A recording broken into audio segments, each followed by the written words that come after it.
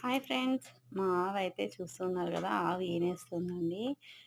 ఇదిగోండి చిన్న కాళ్ళు అయితే బయట కనిపిస్తున్నాయన్నమాట. నొప్పులొచ్చినప్పుడైతే ఆవు ఇలా పైకి కిందకి కూర్చుంటూ ఉంటదనమాట. ఇందాక తోక కూడా అలా మెలేస్తూ ఉంటదండి. ఇలా చిన్న కాళ్ళు మటుకే ఇంకా బయటకొచ్చాయన్నమాట. సరిగా రావడం లేదు బయటకి ఆవు దగ్గర నుంచి దూడైతే. చూడాలి ఎంతసేపు వెయిట్ చేయాలో దీనికోసం మనమైతే చూద్దామండి. పెయిన్స్ ఏమో బాగా వస్తున్నట్టున్నాయి. ఆవులు వేసి కూర్చుంటూనే ఉంది.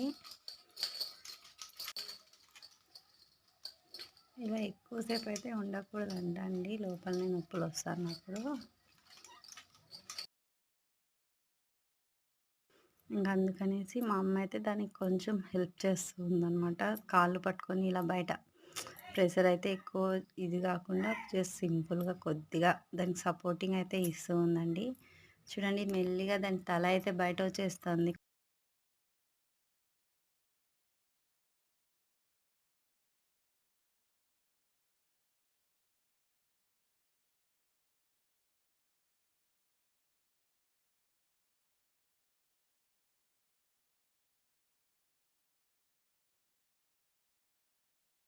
ఇలా పెయిన్స్ వచ్చినప్పుడు అయితే మనం దానికి కొద్దిగా హెల్ప్ చేయాలన్నమాట. చూస్తున్నానండి కొద్ది కొద్దిగా దూడ అయితే బయటకు వస్తూ ఉంది. తల కొద్దిగా అయితే బయట కనిపిస్తుంది మనకు.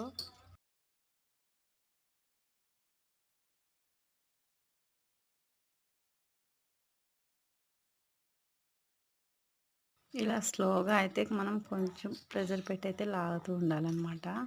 చూడండి దూడ అయితే మనకి ఇంకా బయట వచ్చేస్తుంది. చూస్తున్నారు కదా!